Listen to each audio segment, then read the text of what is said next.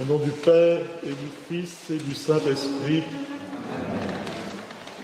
ce ne sont pas ceux qui me diront Seigneur, Seigneur, qui entreront dans le royaume des cieux, mais celui qui fait la volonté de mon Père qui est dans les cieux. Mais faire la volonté du Père, faire la volonté de Dieu, est-ce notre préoccupation? Je ne sais pas pour vous, mais pour moi, honnêtement, j'ai souvent l'impression de chercher plutôt à faire ma volonté que celle du Père, que celle de Dieu. Et même pour tout vous avouer, j'aimerais bien que Dieu fasse un peu plus souvent la mienne de volonté. Quand je prie, et je ne suis peut-être pas le seul, ma prière c'est souvent « Seigneur, exauce-moi, exauce-moi ». Bien sûr, je ne le lui dis pas de cette façon-là exactement. Je suis un peu plus diplomatique, un peu plus politiquement correct, si je peux dire. Je dis plutôt, Seigneur, je voudrais que tu m'exauces car je souhaite la guérison de telle personne. Je souhaite la réussite d'un tel ou de tel projet qui est beau et qui en plus est à ton service. Seigneur, je ne veux que des choses belles et bonnes. Mais alors pourquoi tu ne m'exauces pas? Avoir envie de faire la volonté du Père, de Dieu, et non la nôtre, ce n'est pas si évident. Ce n'est pas spontané pour les chrétiens que nous sommes.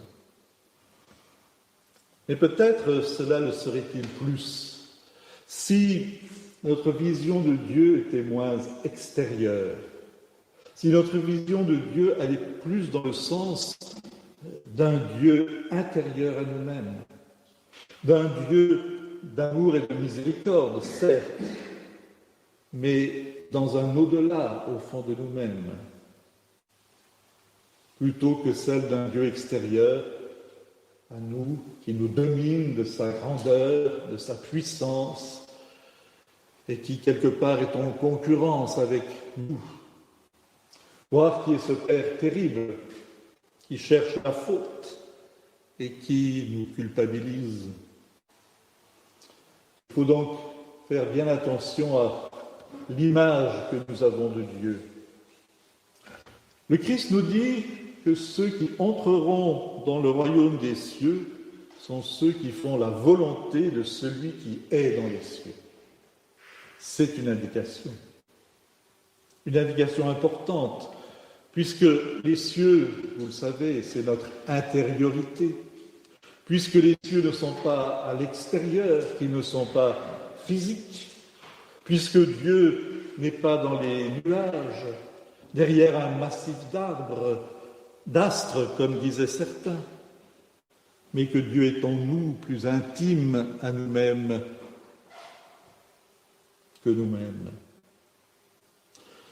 Entrer dans le royaume des cieux, c'est donc entrer d'abord en nous-mêmes. Et pour y entrer, eh bien, il faut être en phase avec ce qui habite cette intériorité, avec le principe de vie qui est en nous. C'est cela, faire la volonté du Père, c'est-à-dire du Créateur de la vie. Faire la volonté du Père, faire la volonté de Dieu, ce n'est pas obéir à quelqu'un qui nous contraint, qui nous brime, mais c'est s'accorder à la source de vie, au principe créateur, à celui qui nous crée à chaque instant, dans l'amour. Faire la volonté de la vie, c'est donc s'épanouir dans sa juste réalité. Bien sûr, depuis l'exil, depuis la chute de l'homme, comme on l'appelle aussi, depuis notre sortie de ce monde de l'intériorité, notre volonté propre choisit souvent, volontairement ou involontairement, consciemment ou inconsciemment, d'être autonome par rapport à cette vie qui nous habite, qui nous anime, qui nous crée. Et au lieu de rechercher la volonté du Père à l'intérieur de nous, nous choisissons souvent d'écouter et de suivre les faux prophètes que Jésus a dénoncés dans cet évangile. Eux non plus ne sont pas extérieurs à nous la plupart du temps, mais ils sont ces pensées qui nous traversent, ces pensées qui nous habitent ou qui même nous infestent et qui effectivement sont parfois habillées comme des brebis, alors qu'au fond elles sont des loups rapaces. Et vous le savez, l'enfer est pavé de bonnes intentions, comme dit l'expression populaire. Oui, les meilleures pensées du monde peuvent nous mener à la catastrophe si nous ne discernons pas, si nous ne recherchons pas la volonté divine, mais que sans recul, sans discernement, nous agissons selon nos propres pensées.